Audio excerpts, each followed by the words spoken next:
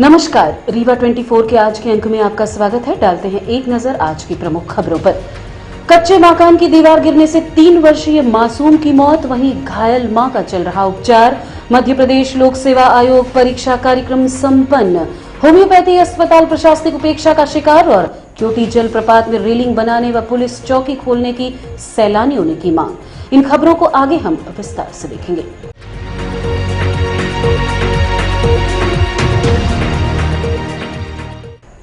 निर्माणाधीन मकान से सटे हुए कच्चे मकान की दीवार गिरने से मां और बेटा चपेट में आ गए। बेटे की मौत हो गई, वहीं मां को घायल अवस्था में उपचार हेतु अस्पताल में भर्ती करवाया गया है। जानकारी अनुसार गढ़ थाना क्षेत्र अंतर्गत ग्राम परासी निवासी उमा सागर साकेत द्वारा मकान निर्माण कराया जा रहा है। वहीं इसी दीवार से सटी एक कच्चे मकान की दीवार भी है, जो कि बीती रात हुई हल्की बारिश के चलते धराशायी हो गई। इस दौरान घर के अंदर सो रहे मां और बेटा दीवार की चपेट में आ गए, जिसके चलते 3 वर्षीय मासूम की मौत हो गई। वहीं गंभीर अवस्था में घायल मां को उपचार हेतु संजय गांधी अस्पताल में भर्ती करवाया गया है। मध्य प्रदेश लोक सेवा आयोग का परीक्षा कार्यक्रम संपन्न। रीवा जिले में कुल 28 केंद्र बनाए गए। इस परीक्षा कार्यक्रम के दौरान प्रशासनिक अधिकारी व पुलिस की मौजूदगी देखी गई। मध्य प्रदेश लोक सेवा आयोग की प्रारंभिक परीक्षा कार्यक्रम दौरान रीवा जिले में कुल 28 परीक्षा केंद्र बनाए गए थे। परीक्षा कार्यक्रम 2 पालियों में रखा गया। प्रथम पाली की परीक्षा आज सुबह 10 बजे से शुरू हुई, जो कि 12 बजे तक चली। वहीं द्वितीय पाली दोपहर 2:15 से शुरू हुई और शाम 4:15 तक चली। आपको बताना चाहेंगे कि कोरोना संक्रमण को मद्देनजर रखते हुए 2 परीक्षा केंद्र कोविड पॉजिटिव व सस्पेक्टेड परीक्षार्थियों के लिए बनाए गए थे। परीक्षा कार्यक्रम संपन्न कराने हेतु 28 केंद्र अध्यक्ष नियुक्त किए गए, जबकि 26 ऑब्जर्वर बनाए गए थे। परीक्षा कार्यक्रम शांतिपूर्वक संपन्न हो सके, इसके लिए 3 उड़न दस्ते दल का गठन किया गया। प्रत्येक परीक्षा केंद्रों को स्वास्थ्य विभाग द्वारा सैनिटाइज करवाया गया था। वहीं परीक्षा कार्यक्रम में शामिल हो रहे परीक्षार्थी कोविड प्रोटोकॉल के तहत मास्क पहनकर ही परीक्षा हॉल में प्रवेश कर सकते थे। सभी परीक्षा केंद्रों में सर्दी, खांसी तथा बुखार से पीड़ित परीक्षार्थियों के लिए भी आइसोलेशन रूम की व्यवस्था की गई थी। परीक्षा के दौरान प्रशासनिक अधिकारी सहित सभी परीक्षा केंद्रों में पुलिस बल अपनी नजर लगातार बनाए हुए देखे गए। इस संबंध में रीवा 24 ने एसडीएम शैलेंद्र सिंह से चर्चा की। 28 परीक्षा केंद्र रीवा में बनाए गए हैं। 2 कोविड के नज़रिए से बनाए गए केंद्र थे और अलग अलग जगहों पर कहीं पर 100, कहीं 200, 300, कहीं 500, 800 तक परीक्षार्थी हमारे हैं अलग अलग स्थानों पर। और लगभग सभी जगहों पे एसडीओपी, सीएसपी साहब और हम लोगों ने विजिट किया है। शांतिपूर्ण ढंग से परीक्षाएं संचालित हो रही हैं। माननीय कमिश्नर महोदय और ऑब्जर्वर साहब भी लगातार विजिट कर रहे हैं। शांतिपूर्ण ढंग से और बेहतर ढंग से परीक्षाएं आयोजित हो रही हैं।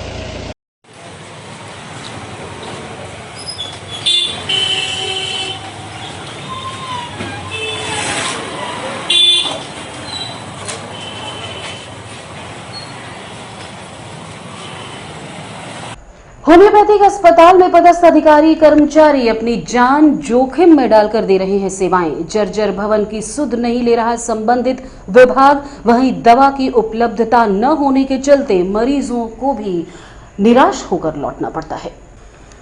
रीवा शहर के स्वागत भवन के पास स्थित होम्योपैथिक चिकित्सालय सन 1965 से संचालित है, जो वर्तमान समय में आयुष विभाग द्वारा नगर निगम के भवन में संचालित किया जा रहा है। यहाँ उपचार हेतु दूर दूर से मरीज आते हैं, लेकिन सभी दवाइयाँ उपलब्ध न होने के चलते मायूस होकर लौटना पड़ता है। वहीं भवन की हालत भी पूर्ण रूप से जर्जर हो चुकी है। खिड़कियां और छत की सीलिंग टूटी हुई है, जिसकी वजह से बारिश के मौसम में पानी भवन के अंदर भर जाता है, जिसके कारण दवा व कागजात भी खराब हो रहे हैं। यहाँ का पूरा स्टाफ अपनी जान जोखिम में डालकर अपनी ड्यूटी निभाने को मजबूर है। इस संबंध में रीवा 24 ने महिला चिकित्सक रेणु सिंह दुर्वे व कर्मचारी अशोक सिंह से बात की। ये संचालित है 1965 से। शासकीय होम्योपैथी औषधालय कला मंदिर है और ये नगर निगम के अधीन संचालित है। क्या दिक्कतें क्या आ रही है इसमें? वही बरसात के समय बिल्डिंग मतलब खराब हो जाती हैं, दीवारें, दवाइयों का रख रखाव अच्छे से नहीं हो पाता है, दवाइयाँ खराब हो रही हैं, पूरी दिवाली भी चूर रही हैं। कैसे व्यवस्था कर रहे हैं इसको? बस मेडिसिन हटा दे रहे हैं, क्या करें। कितने मरीज रोजाना आ जाते हैं? 50 के वक्त है ना, 50-100 ऐसे। इसकी शिकायतें भी आप शिकायत की? हाँ हाँ, इसकी शिकायतें भी कई बार नगर निगम में किया गया है। कोई उसकी वो व्यवस्था नहीं हो पाई है। प्रदेश शासन की है, शासकीय होम्योपैथिक औषधालय कला मंदिर है और यहाँ मरीजों की संख्या दिनों दिन बढ़ती ही जा रही है। जैसे लोग बाग यहाँ सीधी से शहडोल से पता नहीं कहाँ से मरीज जो असाध्य रोग वाले हैं, तो यहाँ तक कि नागपुर से भी मरीज लौट के आ रहे हैं। और अधिक अपने यहाँ कारगर जैसे कोई ये आ गया पायरिया वाला है, आजकल बवासीर के बहुत मरीज हैं, अपने यहाँ बवासीर पथरी की बहुत अच्छी दवाइयाँ हैं और ठीक हो रहे हैं। तो ये सब दवाइयाँ भी अपने यहाँ बहुत कम हैं। जो दवाइयाँ नहीं ज़रूरत यहाँ नहीं यूज हो रही वो दवाई तो भरी हुई हैं, हमारे जगह नहीं है रखने के लिए। लेकिन जो दवाइयों की ज़रूरत है वो नहीं है, जैसे सिरप वगैरह अगर खांसी की सिरप मिल जाए और कुछ मिल जाए तो अच्छा रहे, तो है नहीं।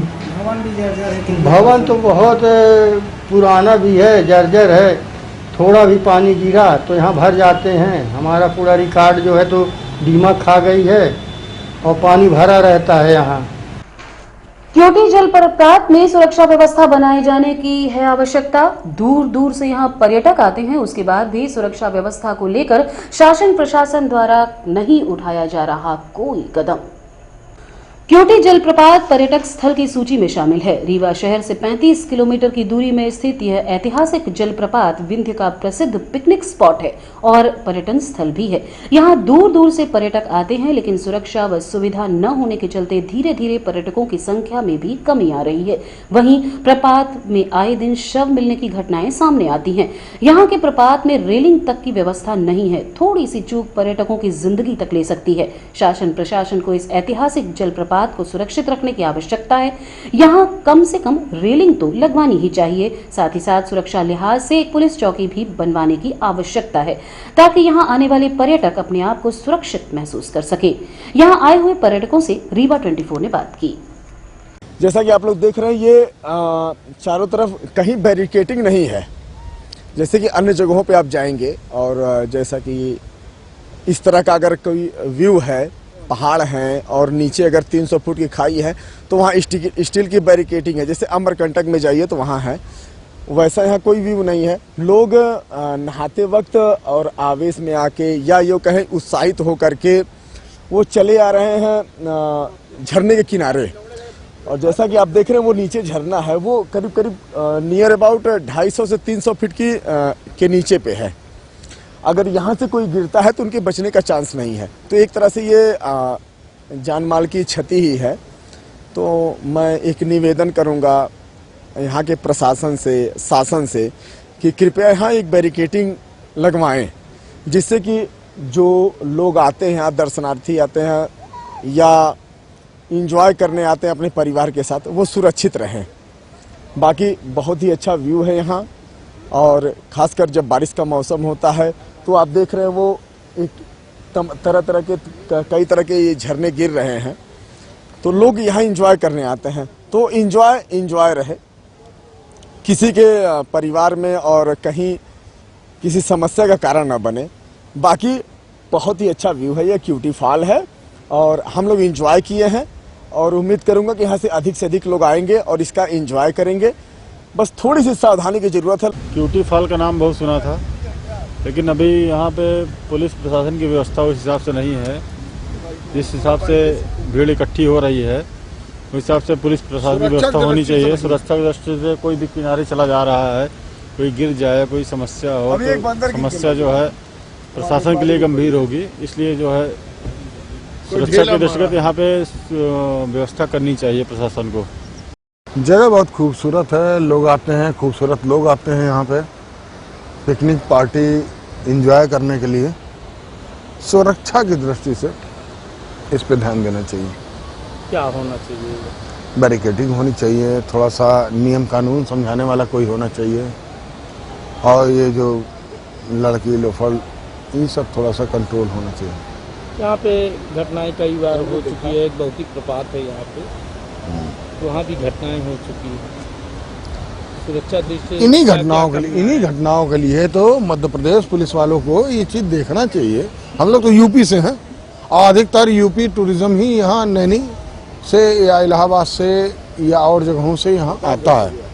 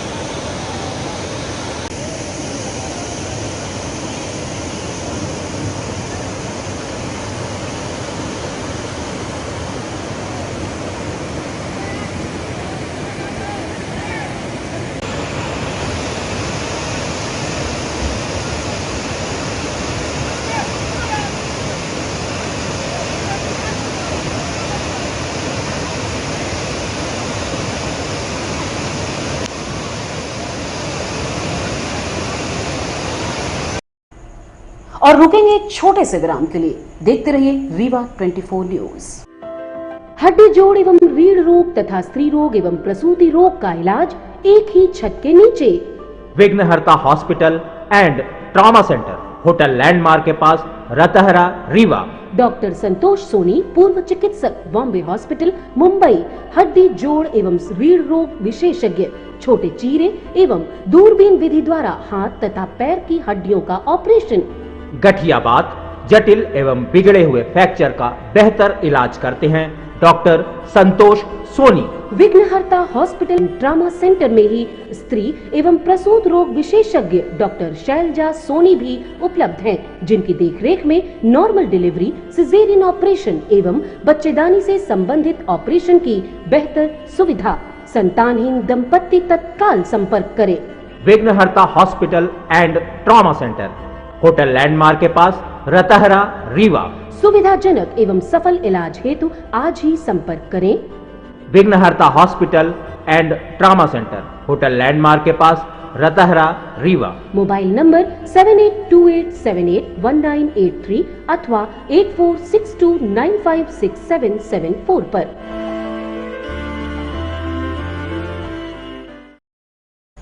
जीएमएच के बच्चा वार्ड में बेड हुए फुल। एक बेड में 2 बच्चों का किया जा रहा है उपचार।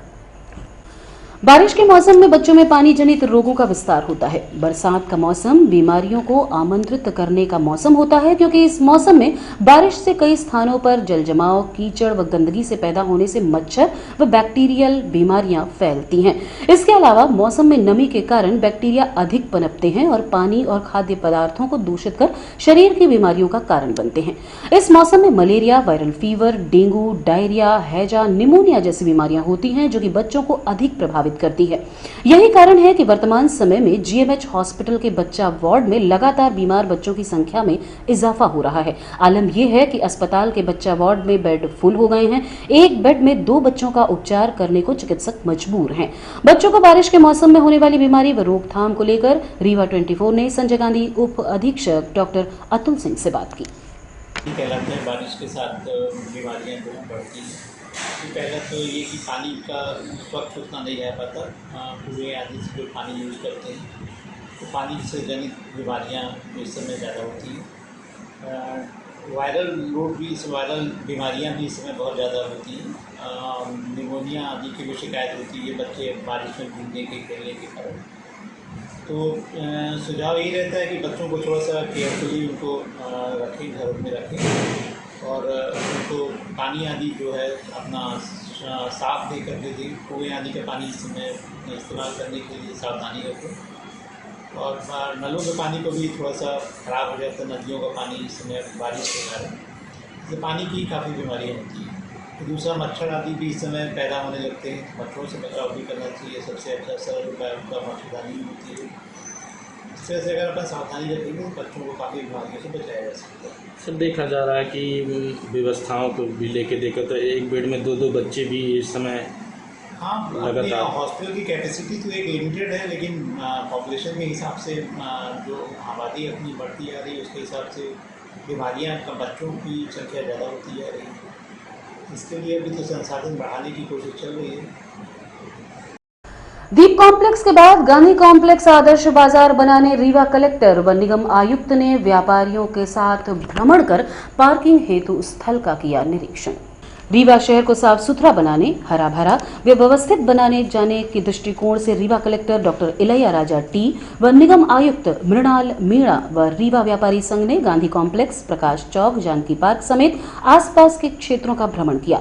साथ ही फोर्ट रोड नगर निगम जोन में पार्किंग व मंदिर की शासकीय जमीन में अतिरिक्त पार्किंग बनाने हेतु स्थल का निरीक्षण भी किया।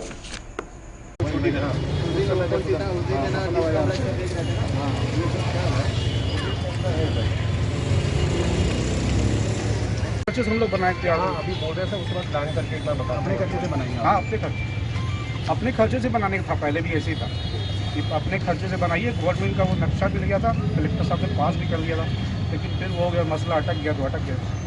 काम भी लग गया था सर।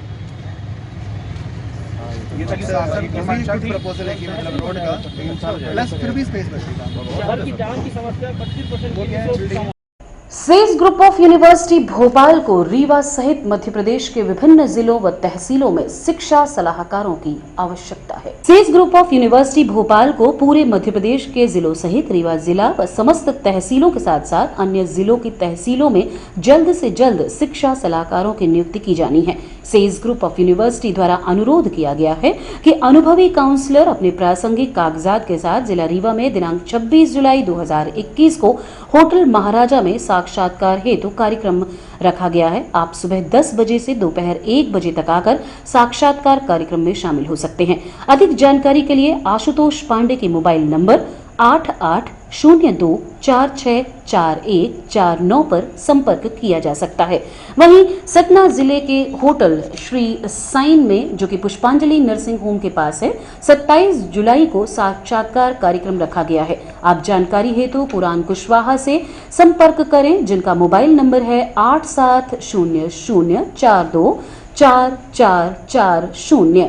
वहीं मध्य प्रदेश के सागर जिले के साक्षात्कार कार्यक्रम 29 जुलाई को होटल द क्राउन पैलेस में रखा गया है, जिसका समय 11 बजे से दोपहर 2 बजे तक निर्धारित किया गया है। अधिक जानकारी हेतु अभिषेक ठाकुर का नंबर 7024077393 जारी किया गया है। वहीं छतरपुर जिले में शिक्षा सलाहकार के साक्षात्कार हेतु संजीव पटेल के मोबाइल नंबर 9981399857 पर संपर्क किया जा सकता है।